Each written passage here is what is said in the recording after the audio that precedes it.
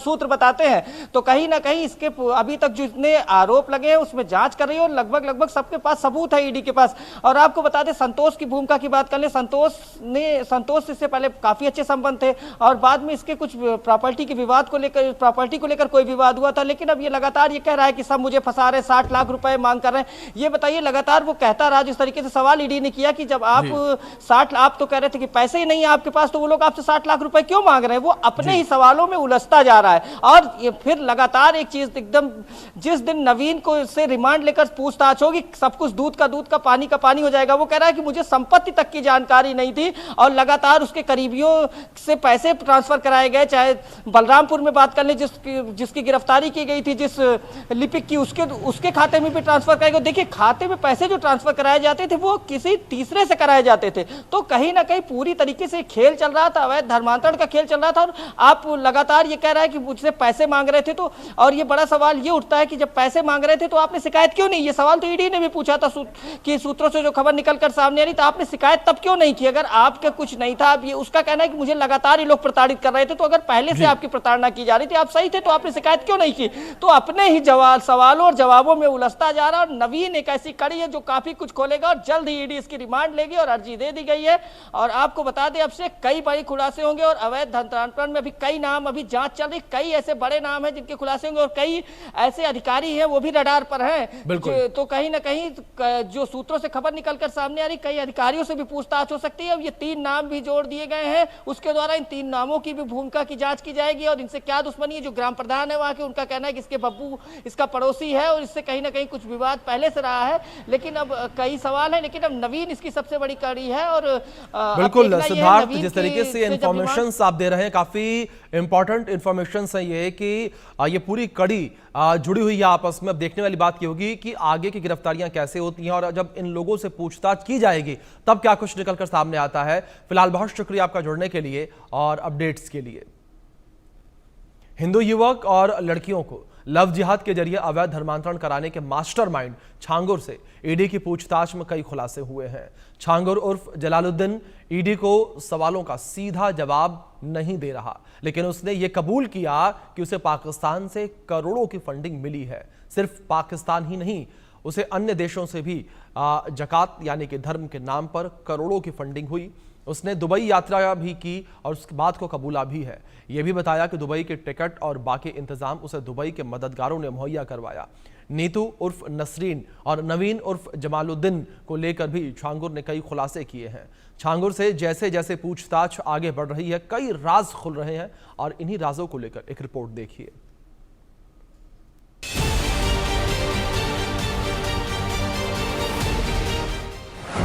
पीर बाबा का चोला, अवैध धर्मांतरण का खेला।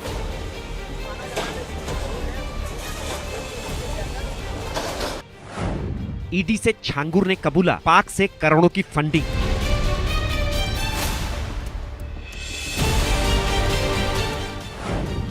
जाकिर नाइक की तकरीर, सामने आई छांगुर की असली तस्वीर।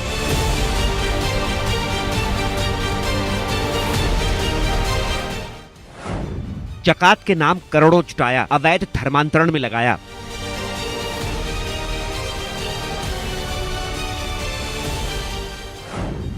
जैश, जाकिर और जकात धर्मांतरण की बिसात।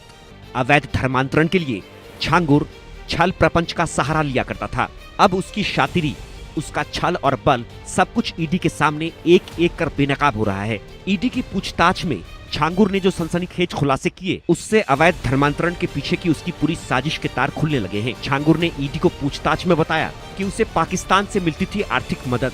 पाक समेत कई देशों से आर्थिक मदद की बात मानी, करोड़ों रुपयों की आर्थिक मदद मिलना कबूल किया। दुबई यात्रा के लिए टिकट और फंडिंग भी मददगारों ने की। दुबई के मददगार ने ही टिकट और बाकी इंतजाम किया। छांगुर ने दुबई में कई लोगों से रिश्ते कबूले। नीतू उर्फ नसरीन को धर्मांतरण कराना सिखाया था। नीतू ही धर्मांतरण के काम को आगे बढ़ा रही थी। जलालुद्दीन उर्फ छांगुर ने ईडी की 4 दिन की पूछताछ में कई सवालों के जवाब उगले हैं। उससे जब पूछा गया कि दुबई में वो किसे जानता है, तो उसने कहा कि दुबई में उसके कुछ मुरीद हैं जो उसका टिकट कराते थे। सूत्रों की माने तो दुबई के कई सारे कनेक्शंस के नाम छांगुर ने इस पूछताछ में उगले हैं। साथ ही साथ नवीन और नीतू से उसके कनेक्शंस के बारे में जब पूछा गया तो छांगुर ने साफ कहा कि नवीन और नीतू काम को आगे बढ़ा रहे थे। सफाई देते हुए छांगुर ने कहा कि वो इस्लाम को बढ़ाने और साथ ही साथ जबरन धर्म कबूल करने के लिए किसी से नहीं कहता था।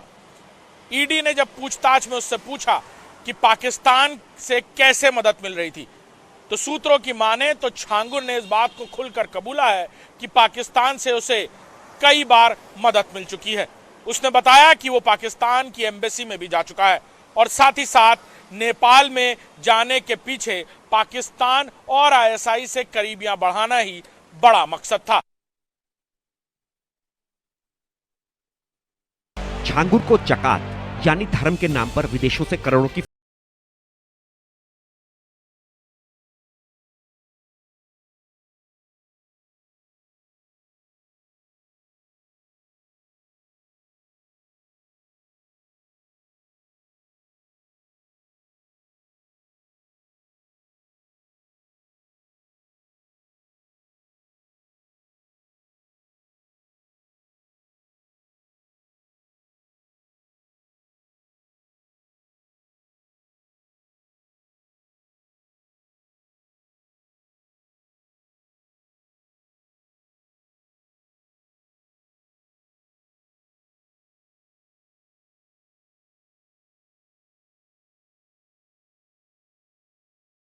छांगुर ने ईडी को पूछताछ में नीतू उर्फ नसरीन और नवीन उर्फ जमालुद्दीन को लेकर भी कई खुलासे किए हैं। जलालुद्दीन उर्फ छांगुर से 4 दिनों की पूछताछ में बार बार नवीन और नीतू का नाम सामने आया है। सूत्रों की माने तो इसके बाद ईडी ने नवीन की प्रोटेक्शन एप्लीकेशन और साथ ही साथ रिमांड एप्लीकेशन कोर्ट में पेश की है, जिसके बाद नवीन को रिमांड पर लेने की तैयारी अब इन्फोर्समेंट डायरेक्टरेट की टीम कर रही है। आपको बता दें कि बीते दिनों एटीएस की पूछताछ में भी बार बार नवीन और नीतू का नाम छांगुर ने एटीएस के सामने कबूला था। साथ ही साथ छांगुर की पूरी धर्मांतरण की काली दुनिया में नीतू और नवीन ही उसके दाएं और बाइने हाथ के तौर पर काम करते थे और अब इन्फोर्समेंट डायरेक्टरेट की टीम नवीन को रिमांड पर लेने की तैयारी कर रही है, जिसके बाद पनामा में उसकी कंपनी का ऑफिस और साथ ही साथ कई शेल कंपनियां और पाकिस्तान से फंडिंग के राज खुल पाएंगे।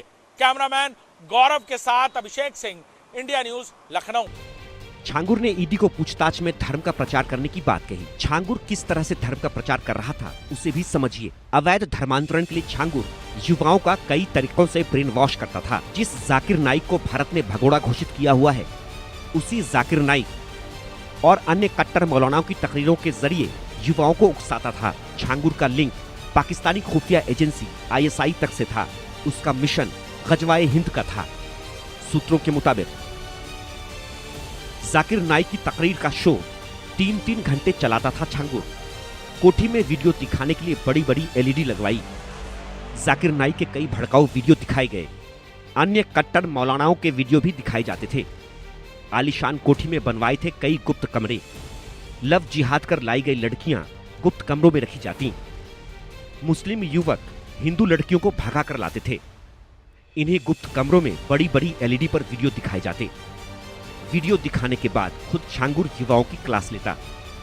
धर्मांतरण के लिए लखपति बनाने विदेश ले जाने का लालच भी देता। सूत्रों के मुताबिक छांगुर ने ईडी से कहा कि उसने जबरन किसी से इस्लाम कबूल नहीं करवाया, लेकिन सच तो यह है कि जाकिर नाइक और दूसरे कट्टर मौलानाओं की तकरीरों और लखपति बनाने विदेश घुमाने का लालच का असर जिन हिंदू लड़कियों पर नहीं पड़ता, उसे छांगुर और उसके गुर्गे ड्रग्स देकर उसका आपत्तिजनक वीडियो बनाते। इन आपत्तिजनक वीडियो के जरिए ब्लैकमेल कर हिंदू लड़कियों का जबरन धर्मांतरण कराया जाता। इस तरह से छांगुर अवैध धर्मांतरण की बिसात बिछा रहा था, लेकिन समय रहते उसके अवैध धर्मांतरण और साजिश का पर्दाफाश हो गया। Bureau report, India news. इस बीच बड़ी खबर निकलकर सामने आ रही, जहां